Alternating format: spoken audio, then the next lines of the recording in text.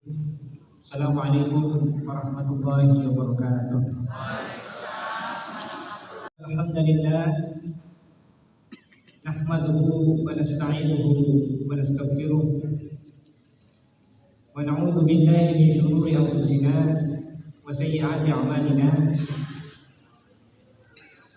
May yahdihillahu fala mudilla lahu wa may yudlil fala hadiya lahu. Asyhadu an la ilaha illallah wahdahu la syarika lahu wa asyhadu anna Muhammadan abduhu wa rasuluh. Allahumma shalli wa sallim wa barik ala Muhammadin wa ala alihi wa ashabihi ajma'in. Ibu-ibu dan bapak-bapak jamaah pengajian Umbun pagi 5 yang dirahmati Allah. Yang pertama tentu kita mengucapkan rasa syukur kehadirat Allah Subhanahu wa taala karena di pagi yang sejuk ini, meskipun tadi agak gerimis, sempat hujan sedikit, bisa menyempatkan kita semua untuk hadir di majelis kajian Ahad pagi ini. Mudah-mudahan langkah kita dan juga pengorbanan waktu kita di majelis ini itu mendapatkan balasan ganjaran dan juga mendapatkan manfaat yang sebesar-besarnya. Yang kedua tentu tidak lupa kita sampaikan sholawat serta salam kepada junjungan kita Nabiullah Muhammad SAW, pada keluarganya, sahabatnya, dan kita semua yang menjadi pengikutnya sampai hari kiamat.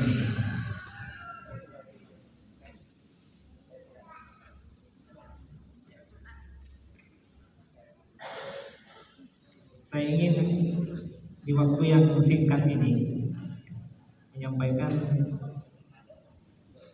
satu konsep di dalam Al-Quran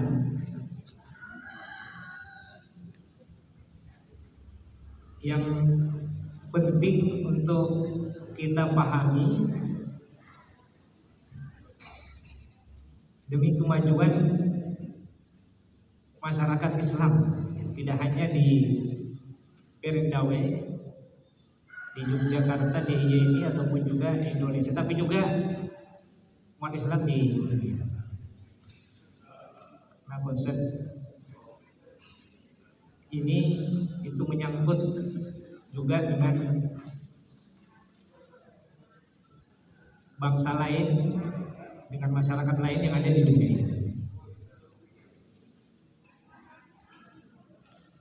Ada satu konsep yang disebut dengan istilah umat.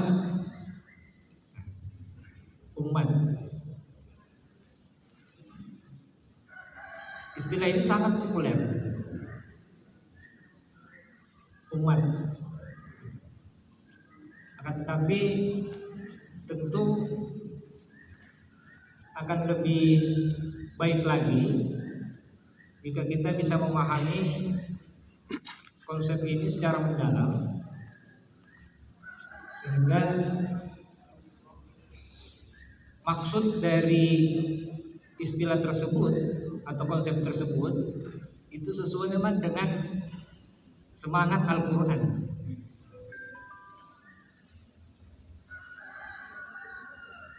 Istilah yang lain yang seakar dengan umat ini itu kata umun atau ummi yang biasa kita pakainya.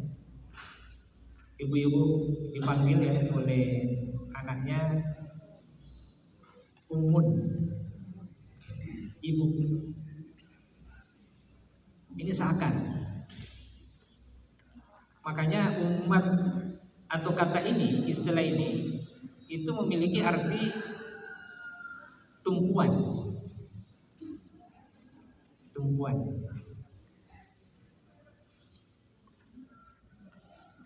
Karena seorang ibu itu adalah tumpuan seorang anak. Tumpuan seorang anak.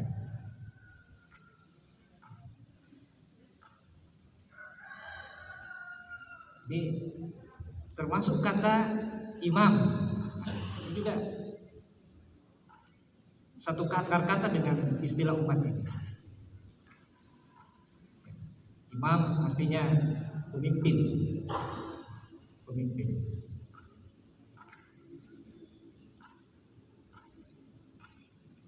Jadi seorang ahli tafsir di Indonesia cukup terkenal, beliau Profesor Roy Shihab, itu mengartikan istilah umat ini selain dalam Al-Quran itu biasanya diartikan bangsa, negara, masyarakat, itu artinya adalah yang pertama gerak yang dinamis. Gerak yang dinamis. Kemudian ada jalan tertentu yang dituju. Ada jalan yang dituju, ada arah yang dituju. Kemudian ada cara tertentu yang digunakan.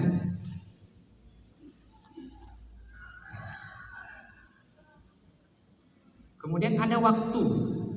Ada waktu yang digunakan untuk menempuh tadi atau menuju arah tersebut. Ada waktunya. Ini menurut Roy Shihab.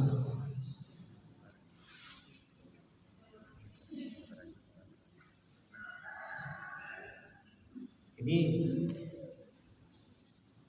untuk menuju suatu arah itu dia perlu jalan, ya kan? Dia perlu cara khusus yang tertentu, ya, dan ada dinamika di dalamnya, ada gerak yang dinamis. Ini umat, ini umat, ini umat.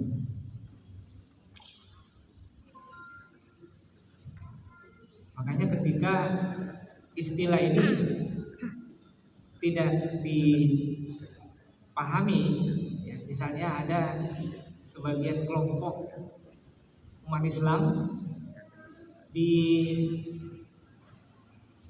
pertengahan tahun 2021, ya bulan-bulan Mei mungkin, ya, kalau tidak salah. Itu ketika itu ada kasus serangan, ya, di Palestina. Persis di bulan Ramadan, kita masih ingat di bulan Ramadan, ya, bahkan sebelumnya sampai masuk bulan Ramadan, itu kan Israel sampai masuk ke masjid menyerang umat Islam yang ada di Palestina. Kemudian itu mengetuk hati, ya, umat Islam sedunia termasuk dari Indonesia. Ya, mengetuk hatinya dan juga mengutuk, ya, kelakuan Israel tersebut. Tapi tidak sekedar hanya mengutuk saja, tapi bagaimana ikut merasakan dari penderitaan itu dengan cara mengumpulkan donasi.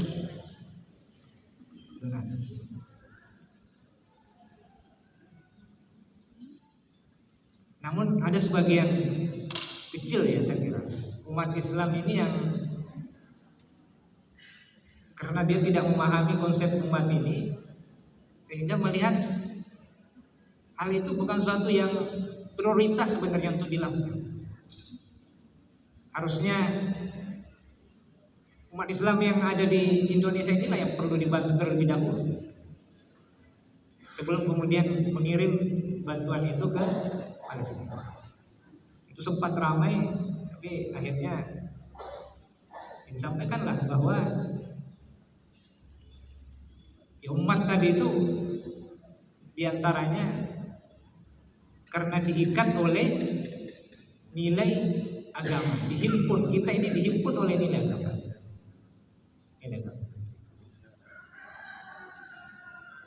Sehingga MUI, ya, Ustadz Adi Hidayat, kemudian juga masuk dari yang pakainya ormas Islam itu menyumbangkan ya, puluhan miliar, bahkan mungkin sampai ratusan miliar ya, untuk membantu korban-korban yang ada di sana.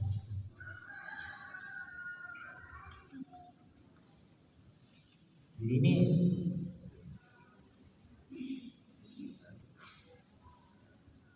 konsep umat. Ini konsep umat. Makanya yang pertama yang dicirikan dalam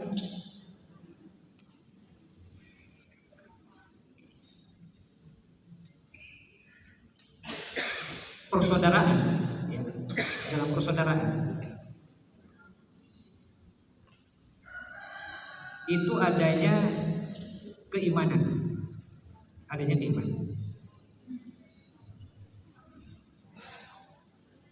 Jadi keimanan kepada Allah Subhanahu wa taala. Kita harus memiliki iman, harus percaya. Meskipun keimanan ini itu bisa mengalami pelemahan, bahkan bisa rusak. Iman ini bisa rusak. Kita lihat misalnya beberapa waktu belakangan ini itu ada viral tentang spirit doll atau boneka arwah.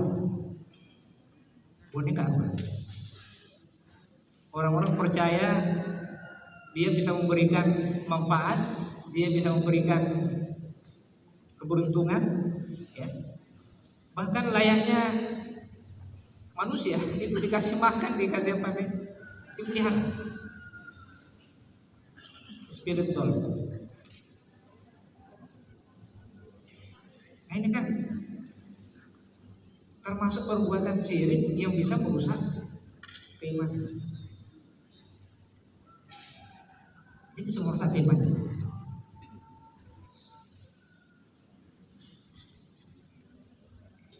Kenapa dia merusak keimanan? Karena dia mempercayai ada kekuatan lain selain Allah. Dia mempersekutukan Allah dengan sesuatu yang lain.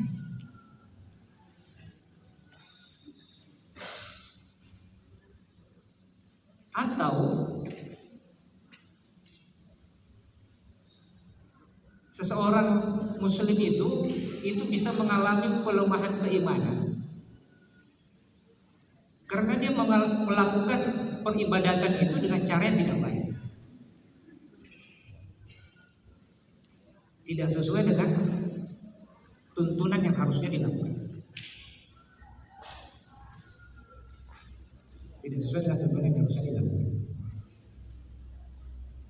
sehingga ibadahnya itu tidak memberikan atau tidak menjadikannya kemudian terpelihara dari perbuatan dosa. Seharusnya sesuai dengan firman Allah, A'udzubillahi minasyaitonir rajim, ya ayyuhan nasu u'budu rabbakum alladzi khalaqakum walladzina min qablikum la'allakum tattaqun. Wahai sekalian manusia, sembahlah olehmu Tuhan kamu sekalian yang telah menciptakan kamu sekalian dan orang-orang sebelum kamu sekalian. la'allakum tattaqun, agar kamu sekalian terpelihara dari perbuatan dosa, terbebas dari kemaksiatan, agar kamu bertakwa.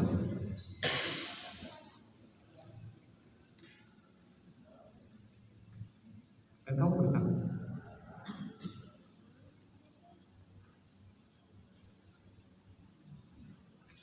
Jadi bisa saja kita mengalami pelemahan keimanan itu ketika ibadah kita yang kita lakukan selama ini itu tidak sesuai dengan tuntunan peribadatan yang disunnahkan.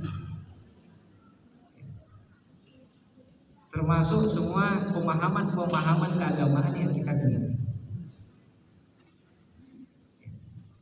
Ketika hal-hal itu tidak membebaskan kita dari kemaksiatan, dari perbuatan dosa, maka ketika itulah terjadi yang disebut dengan pelemahan keimanan.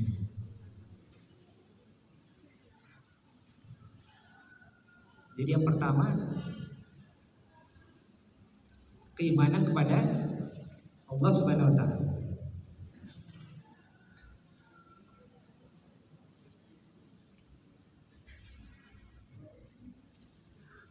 Jadi umat ini itu harus memiliki keimanan. Makanya ketika terjadi pelemahan, ya, atau sampai mungkin rusak, maka Nabi kemudian bersabda, jadidu iman,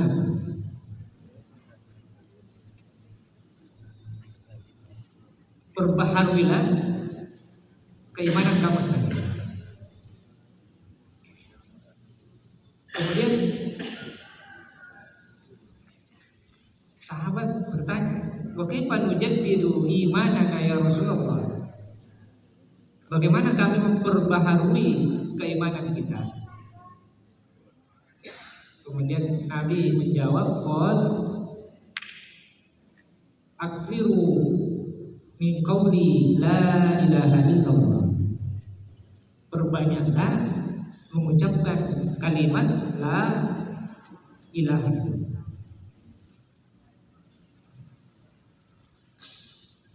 Tentu bukan hanya sekedar mengucapkan kalimat la ilaha illallah tersebut, akan tetapi juga diikuti dengan hati yang sungguh-sungguh, bahwa memang tidak ada yang berhak disembah kecuali hanya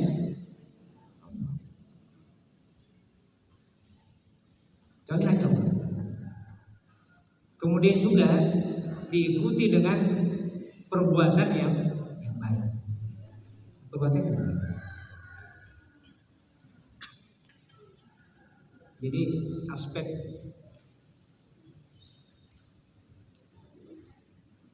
zikirnya, spiritualnya kita lakukan, tapi juga aspek amalannya itu juga dilakukan atau diikuti.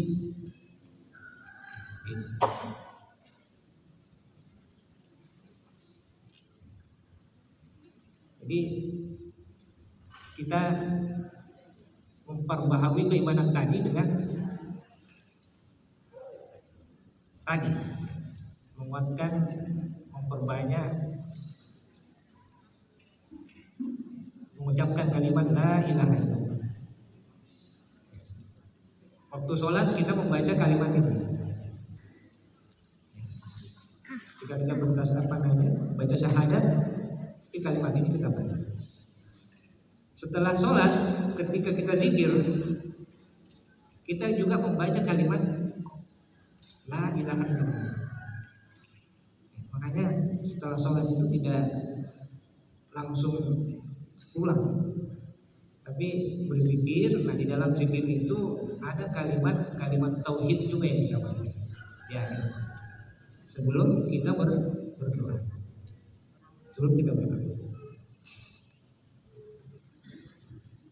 Jadi setelah tasbih, kemudian setelah tahmid, kemudian takbir, kemudian la ilaha illallah wahdahu la syarikalah Kemudian yang kedua, la haula wala quwwata illa billah, la ilaha illallah, dan seterusnya. Kemudian yang ketiga, la ilaha illallah mukhlisina lahuddin walau karihal kafirun. Itu 3 kali, bahkan 4 kali. Itu kalau tiap sholat kita baca, dan setelah sholat kita baca, kemudian diikuti dengan niat hati yang sungguh-sungguh, dan juga amalan-amalan yang baik,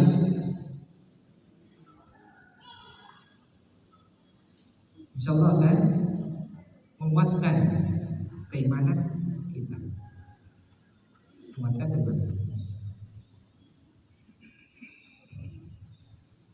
Tentu termasuk mengikuti pengajian majelis-majelis seperti ini, itu bisa semakin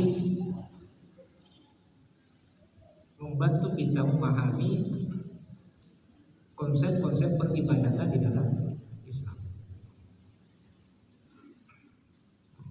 Jadi keimanan pada Allah, kemudian keimanan kepada Nabi, beriman kepada Nabi. Caranya tentu dengan mengikuti sunnah-sunnah.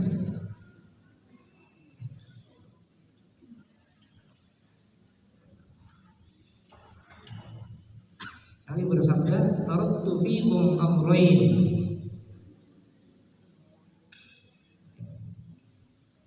Aku telah meninggalkan pada kamu sekalian 2 perkara. Ma in tamassaktum bihima lan tadillu abadan. Apa yang jika kalian, sesuatu yang jika kalian berpegang teguh kepada keduanya, lan tadillu abadan, niscaya kalian tidak sekali-kali akan pernah tersesat.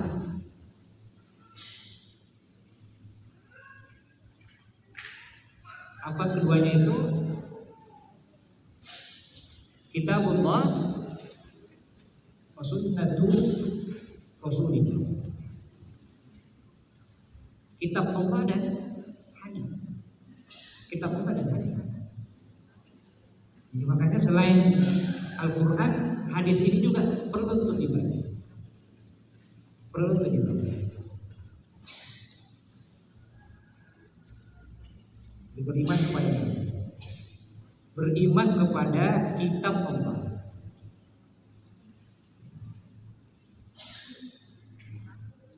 Ini yang pertama. Jadi umat itu harus memiliki keimanan, harus memiliki keimanan, harus memiliki keimanan. Yang kedua, para jemaah sekalian,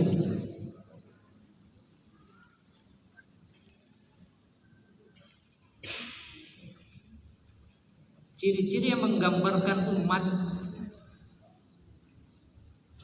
itu bahwa Islam ini memberikan identitas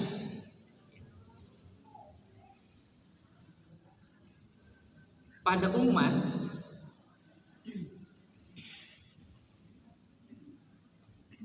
mengajarkan semangat,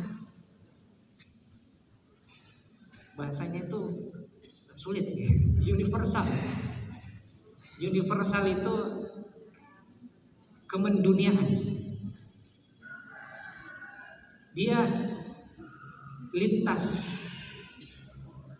keturunan, dia lintas wilayah, dia lintas komunitas, lintas kesukuan.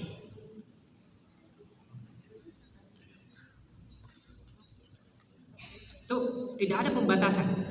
Tidak orang tidak dibatasi oleh sekat-sekat wilayah ini. Artinya umat Islam di Merendawe ini dengan umat Islam yang ada di kampung lain itu sama.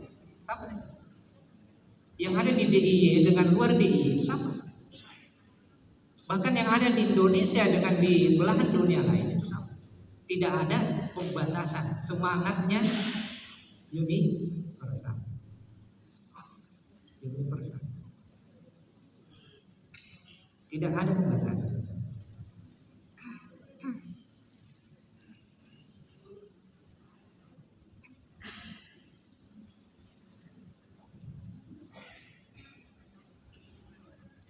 Termasuk warna kulit.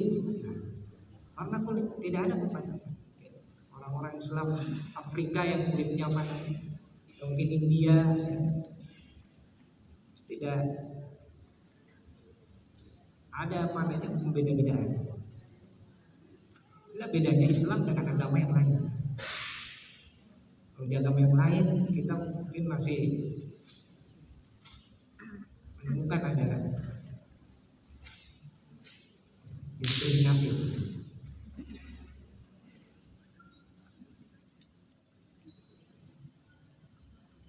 Nah, yang ketiga, ciri yang ketiga, ketika umat ini diberikan identitas tadi, universal itu, maka dampak berikutnya karena sifatnya tidak ada pembatasan, maka hubungan umat Islam satu dengan umat yang Islam itu bersifat saling berhubungan atau organik. Artinya umat Islam ini itu saling berhubungan. Seperti tubuh. Seperti itu. Organ itu saling berhubungan. Ini nanti menarik kita kupas juga bagaimana persaudaraan di dalam konsep persaudaraan di dalam Islam.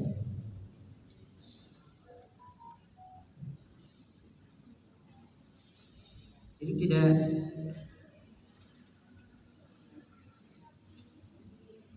tidak ada lagi melampaui hubungan-hubungan yang bersifat keturunan, yang bersifat kesamaan wilayah, kesamaan.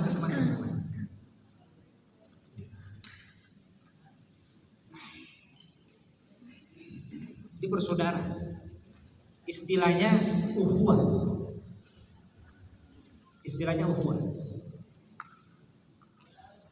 Saling berhubungan. Nah, ukhuwah itu terambil dari kata akhun. Akhun itu artinya keserasian, persamaan atau keserasian.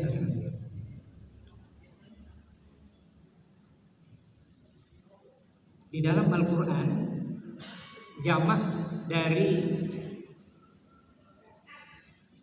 kata akhun itu ada dua macam bentuk jamaknya. Yang pertama ikhwan.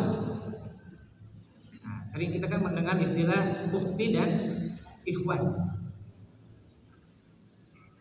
Kalau ikhwan ini maksudnya itu persaudaraan dalam arti memang ada hubungan darah atau berdasarkan keturunan. Itu ikhwan. Tapi kalau kata ikhwan itu bukan berdasarkan keturunan.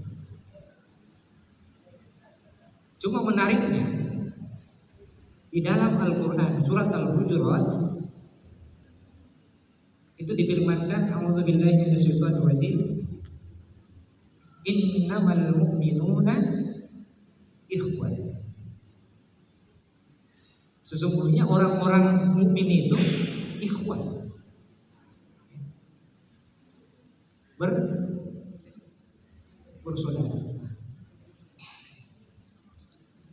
bersaudara.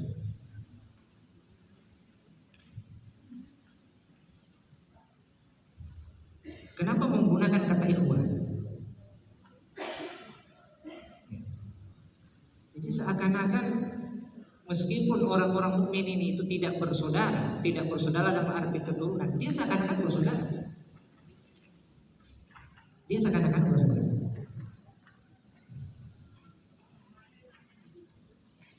Dia seakan-akan bersaudara. Kenapa? Adanya persamaan-persamaan dan juga keserasian-keserasian yang dimiliki. Makanya manusia juga bisa bersaudara dengan setan. Di dalam Al-Quran kan difirmankan, yang memiliki sifat boros itu adalah saudaranya setan. Kanu min ikhwanis syayatin. Karena sifatnya sama dengan setan. Jadi persamaan-persamaan itu bisa menjadikan terjadinya persaudaraan.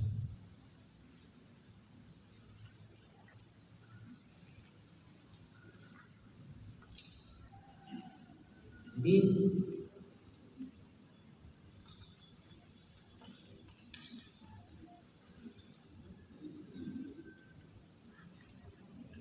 ikhwan tadi itu yang tidak seketurunan, ikhwan itu yang seketurunan. Orang mukmin itu digambarkan dalam Al-Quran itu sebagai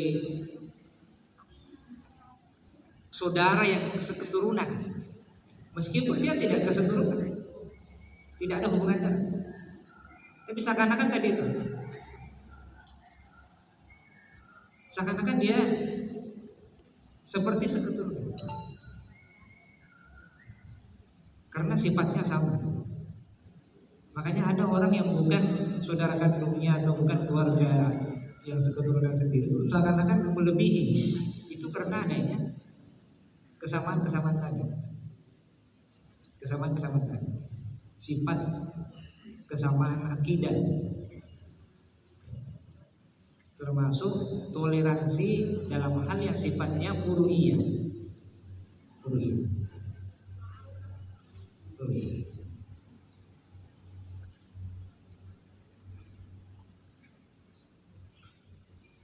Jadi persamaan dalam keturunan itu mengakibatkan persaudaraan. Persamaan dalam sifat juga mengakibatkan persaudaraan.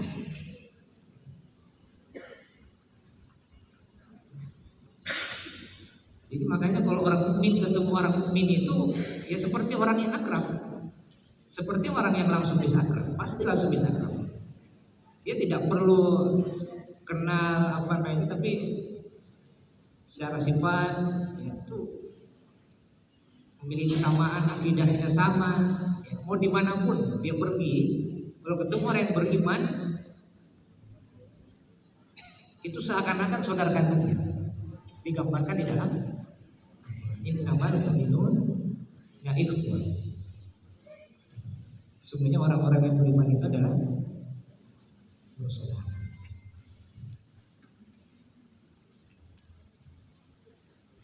Jadi tadi saya koreksi sedikit bahwa yang ikhwan ini itu yang tidak berdasarkan keturunan, yang ikhwan itu yang berdasarkan keturunan.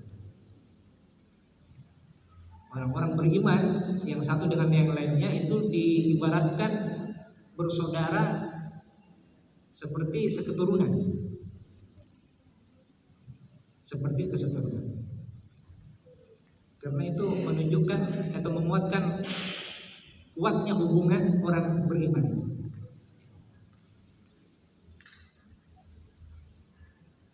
Jadi kemanapun kita pergi sebenarnya, asalkan nanti ketemu dengan orang-orang yang beriman itu tidak akan ada masalah. Pasti aman, pasti aman.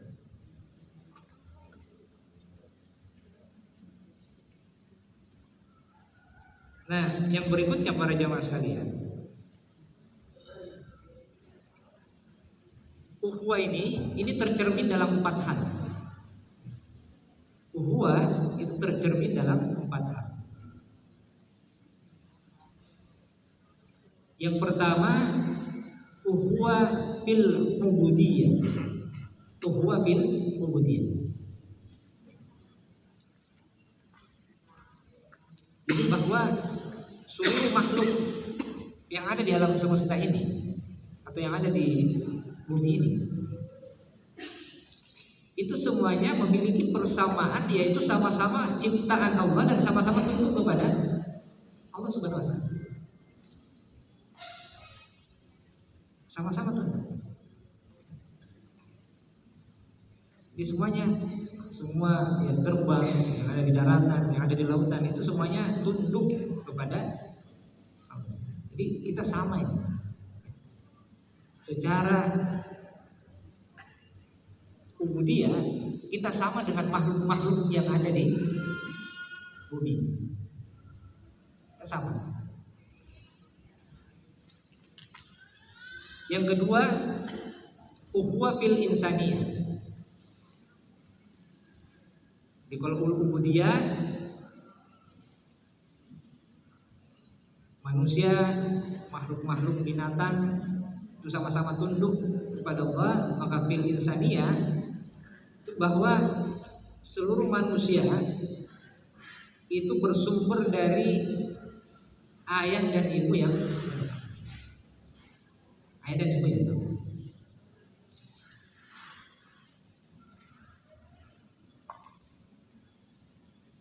Ini yang kedua, sama-sama.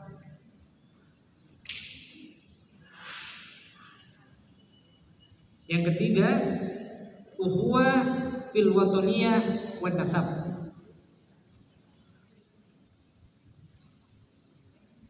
Persaudaraan yang diikat karena kesamaan bangsa dan nasab keturunan. Ini sesama apa namanya, bangsa atau masyarakat Jawa, Jogja, atau mungkin juga suku yang lain, itu ada ukhuwah di dalam. Atau mungkin secara umum masyarakat Indonesia itu ada ukhuwah di dalam. Yang keempat, ukhuwah fi dinil Islam. Ukhuwah fi dinil Islam. Nah, inilah konsep umat tadi, bahwa umat itu dihimpun yang pertama, dia dihimpun oleh nilai agama. Nilai agama. Tadi adanya ukhuwah fi dinil Islam. Itu menunjukkan bahwa umat itu dihimpun oleh nilai agama. Tapi tidak hanya itu. Nah, kalau kita dihimpun oleh nilai agama ini, tentu kita kan insya Allah sudah mengamalkan ya. Jika ada seorang muslim yang sakit, maka sunnahnya adalah dijenguk, didoakan, dan kemudian dibantu. Dia meninggal, kita melakukan takziah. Dia ditimpa musibah, kita ikut membantu mendoakan. Dan seterusnya. Ini bidin Islam. Bidin Islam. Bahkan digambarkan seorang muslim itu dengan muslim yang lainnya itu seperti suatu bangunan yang kokoh. Apabila ada satu yang sakit, mengadu, mengeluh, yang lainnya ikut merasakan. Lainnya ikut merasakan. Perumpamaan. Ini kalau kita di dalam Islam. Kita di dalam Islam. Misalnya pengajian ini hari ini berdasarkan absen, itu ada yang sudah beberapa kali tidak hadir, mungkin karena sakit. Akhirnya bagaimana ya, supaya bisa pakainya ikut membantu ataupun juga menunjukkan rasa ya, prihatin ya. Nah, ini yang umat yang dihimpun oleh nilai agama. Tapi ada juga umat yang dihimpun oleh tadi kebangsaan tadi. sama-sama bangsa Indonesia. Sama-sama bangsa Indonesia. Sehingga ketika ada, misalnya ketika penghimpunan donasi untuk Israel, itu ada juga donasi itu yang sumbernya dari umat non-Islam yang diterima. Sebagaimana ketika ada sebagian orang-orang non-Muslim ditimpa musibah di Indonesia ini, itu juga mendapatkan bantuan dari orang-orang Muslim. Inilah umat yang dimaksud, umat dihimpun oleh nilai, oleh apa namanya, oleh nilai kebangsaan. Sama-sama bangsa Indonesia. Sama-sama bangsa Indonesia. Nah, yang terakhir, umat yang dihimpun oleh atau dalam wadah, yang dihimpun dalam wadah dunia. Dalam wadah dunia. Jadi bukan lagi masyarakat, berbicara masyarakat Islam di Indonesia atau masyarakat Indonesia, bangsa Indonesia secara khusus, tapi ini sudah berbicara manusia yang ada di muka bumi. Manusia yang ada di muka bumi. Kita dihimpun oleh nilai kemanusiaan. Sehingga kalau terjadi musibah di mana ya? Mungkin di Turki terjadi gempa bencana di sana, kita ikut memberikan bantuan, ucapan, ikut prihatin, ikut berduka. Begitu juga sebaliknya, ketika bangsa kita yang ditimpa bencana musibah, bangsa-bangsa lain ikut memberikan bantuan, ikut memberikan ucapan-ucapan turut berduka dan juga dukungan-dukungan. Jadi ini yang umat dihimpun oleh wadah kemanusiaan. Jadi para jemaah sekalian ibu-ibu yang dirahmati Allah, kita tidak lagi membatasi umat ini hanya sebagai atau dihimpun oleh wadah nilai Islam. Tapi ada juga nilai atau dihimpun oleh wadah kebangsaan sesama bangsa Indonesia. Ada juga yang dihimpun oleh kemanusiaan secara universal di dunia ini. Makanya kan sekarang ini yang digaung-gaungkan itu Islam yang internasional. Yang internasional itu ya Islam yang tidak hanya berdampak bagi masyarakat Indonesia saja, tapi bagaimana Islam ini juga bisa berdampak bagi bangsa-bangsa lain atau bahkan seluruh alam semesta. Ormas-ormas Islam yang ada di Indonesia itu membuka sekolah di luar negeri, membuka organisasi di luar negeri, membangun sekolah di sana.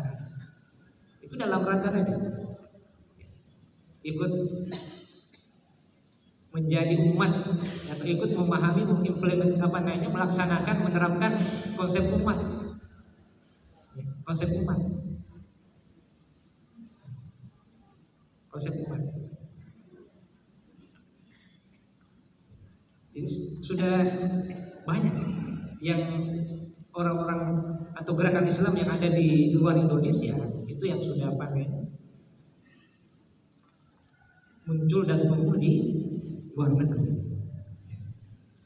Ya, yang besar-besar NU, Muhammadiyah itu di luar negeri sudah terus bertumbuh. Terus bertumbuh. Nah, kita juga berusaha untuk menjadi bagian dari itu semua dengan ikut memahami konsep ini dan juga kemudian bersama-sama mendukung gerakan-gerakan ini, insya Allah kita bisa memajukan manusia. Jadi para ibu bapak yang dirahmati Allah, di dalam Al-Quran insya Allah kita akan menemukan kata-kata ini, kata umat ini, yang tadi artinya ada gerak yang dinamis, ada arah yang dituju, ada cara tertentu, sehingga ketika kita ini sudah mengikuti atau melaksanakan itu cara-cara yang tertentu yang memang disunahkan, yang dituntunkan, kemudian juga mengarah ke jalan yang dituju, memang yang harusnya dituju oleh umat Islam ini, itu dia akan secara sunnatullah akan mengalami kemajuan, ya, dan insya Allah ini majelis ini bagian dari menuju ke arah itu, melakukan cara tertentu tadi yang disunahkan, dan senantiasa bergerak secara dinamis, artinya mengikuti perkembangan zaman. Zaman dulu tidak ada ya rekaman seperti ini, pakai HP. Sekarang sudah pakainya bisa direkam langsung live, ya. Ini bisa diabadikan, bisa diabadikan. Nah, ini semua bagian dari pemahaman kita terhadap umat. Saya kira ini ibu bapak yang dirahmati Allah, mungkin tidak sampai jam 7, mungkin kalau ada yang 1-2 pertanyaan, saya persilahkan. Assalamualaikum